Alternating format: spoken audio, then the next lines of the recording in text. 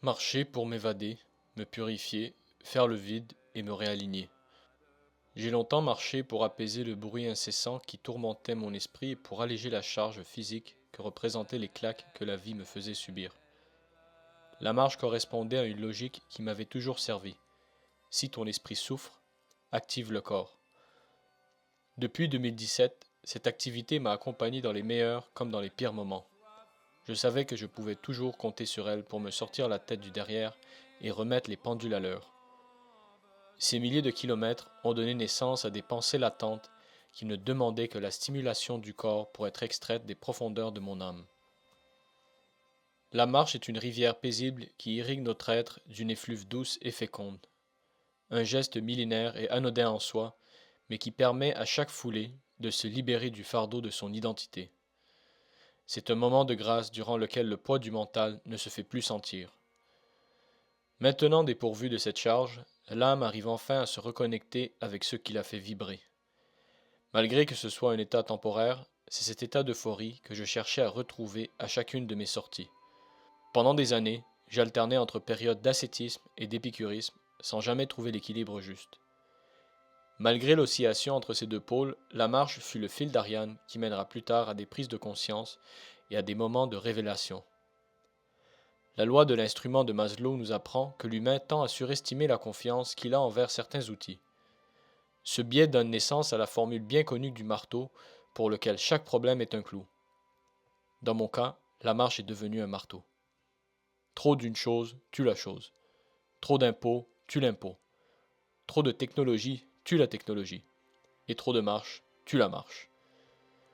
Nos dépendances soulignent bien souvent un besoin de compensation ou d'évasion d'un sentiment ou d'une situation. La marche est devenue à la fois mon opium et mon remède. Après plusieurs années à pérégriner physiquement, intellectuellement et spirituellement, je décide d'entreprendre le pèlerinage de Compostelle.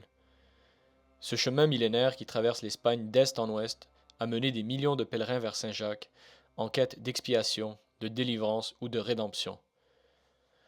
Ce sont des paroles christiques pour un chemin aux grandes énergies telluriques.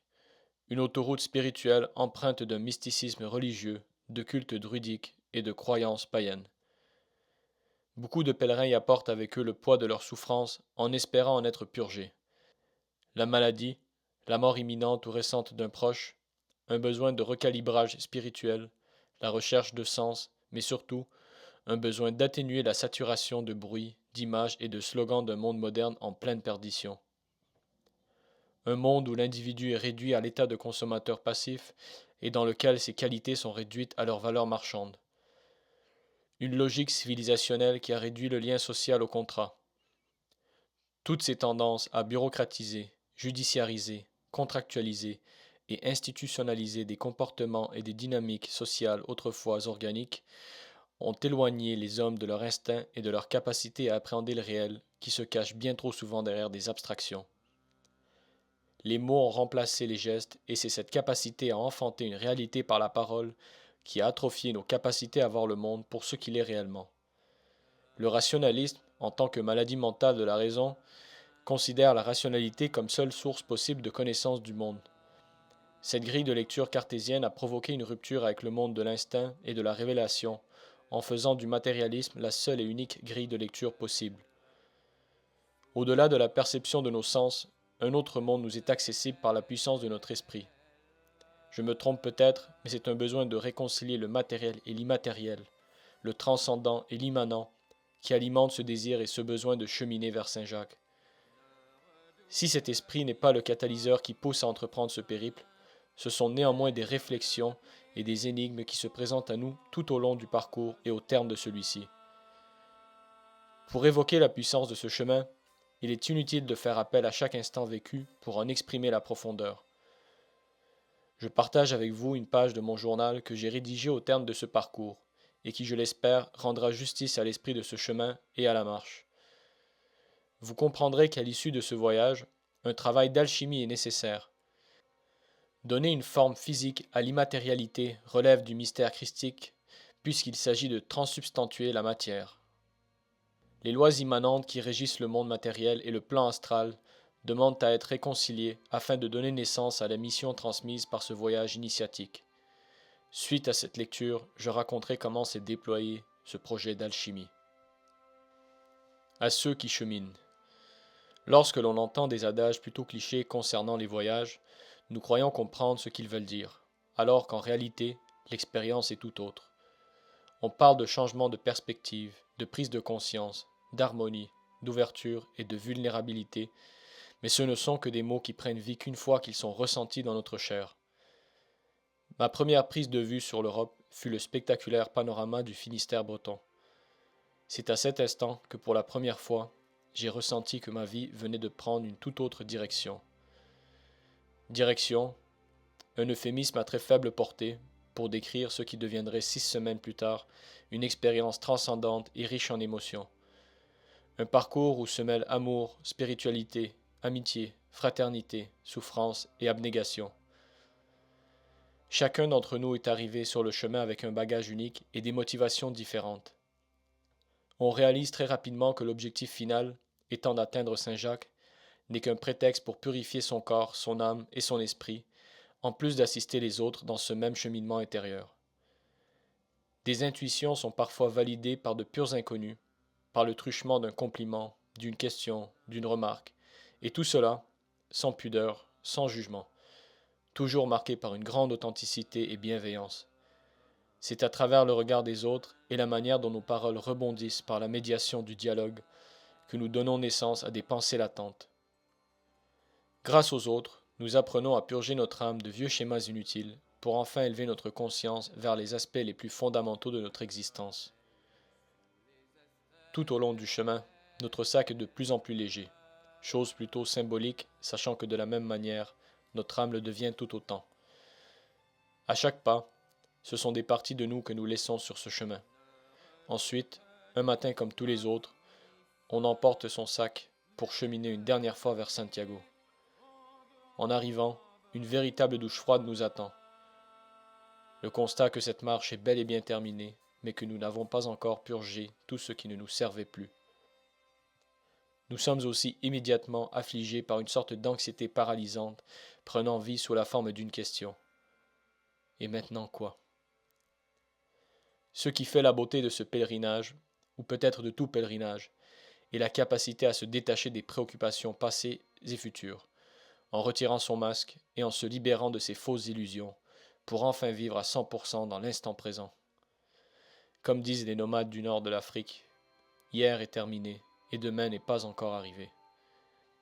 C'est un détachement drastique des bonnes choses matérielles et des distractions futiles qui nous permet d'enraciner notre âme dans cet esprit communautaire de bienveillance, de partage et de collaboration.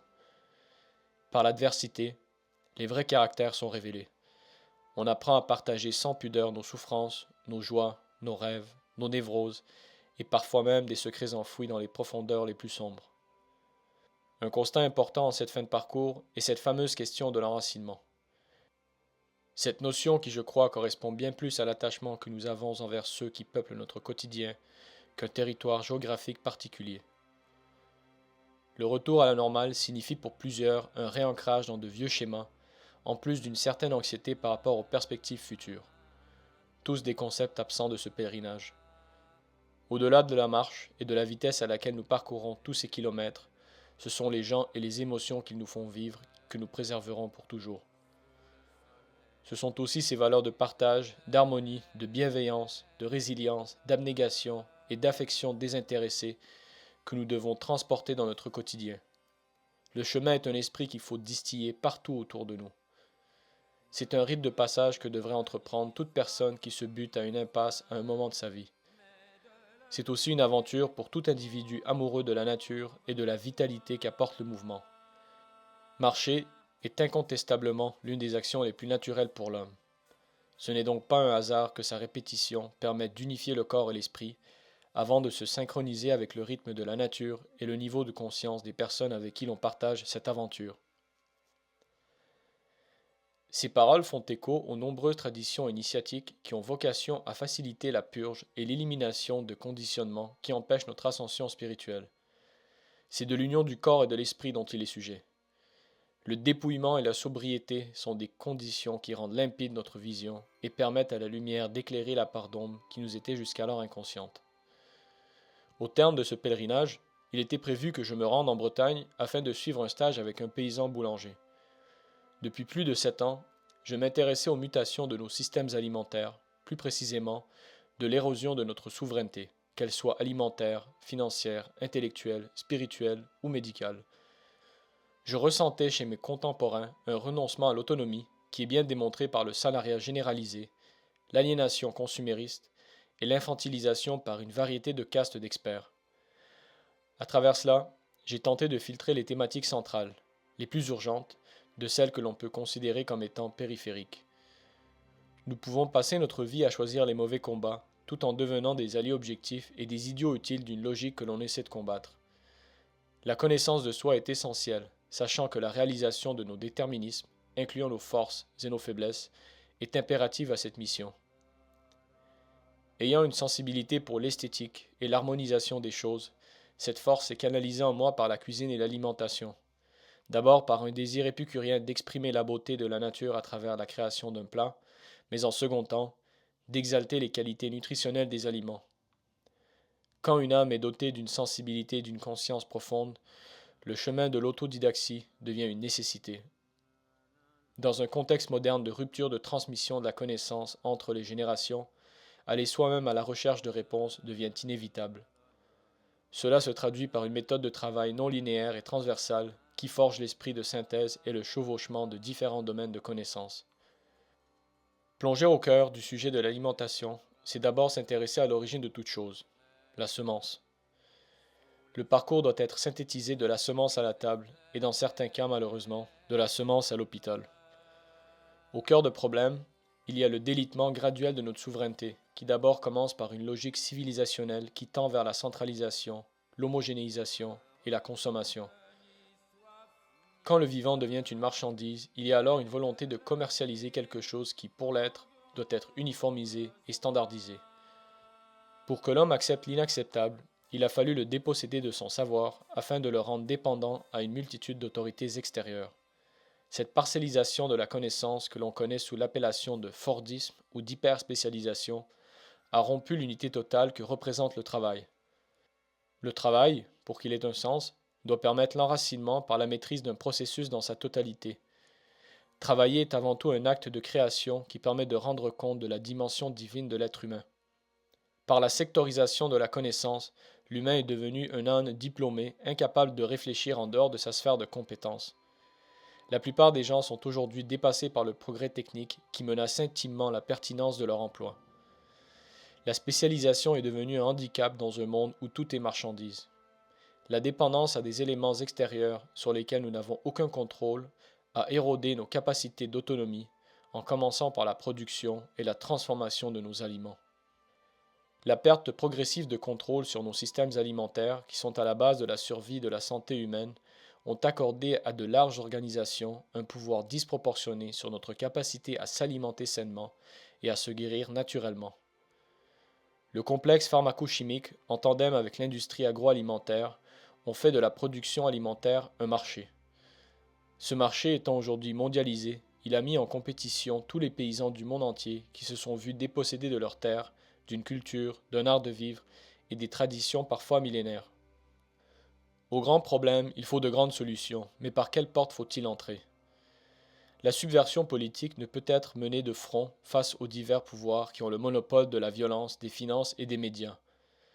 Pour de petits acteurs comme nous, il faut bien trouver un angle d'attaque de manière à ouvrir de nouvelles tranchées.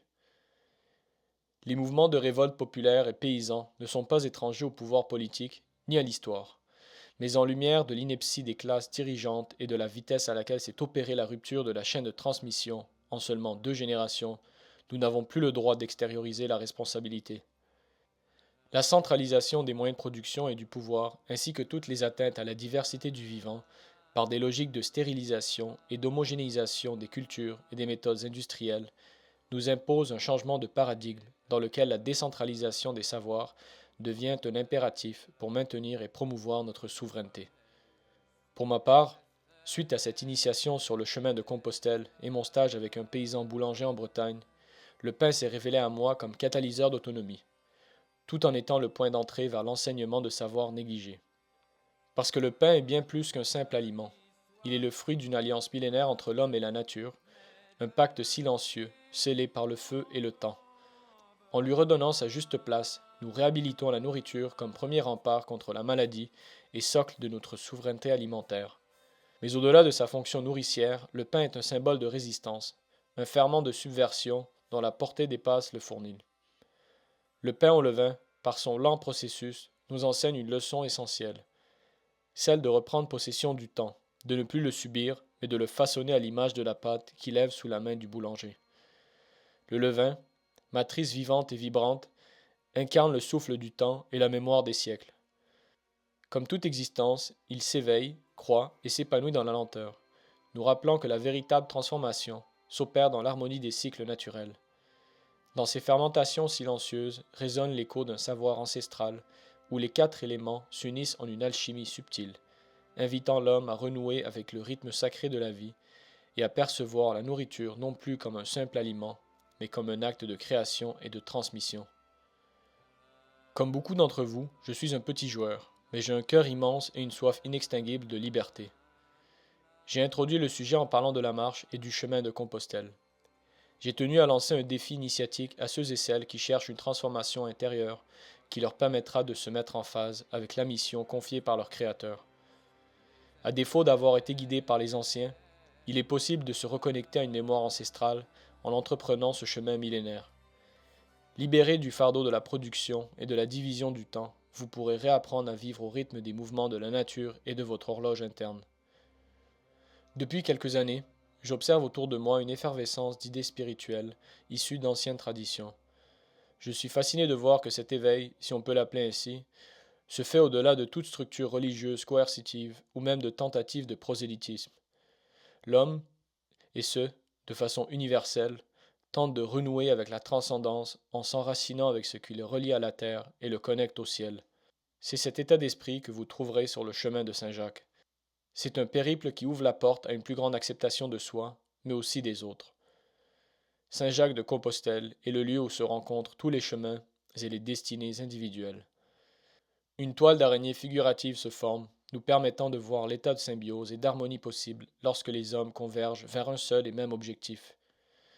Au-delà de toute sensibilité culturelle et linguistique, les fraternités se forment, dénuées de toute notion de temps. On apprend à revivre dans un continuum de moments présents, tel qu'ont pu le faire nos ancêtres durant des millénaires.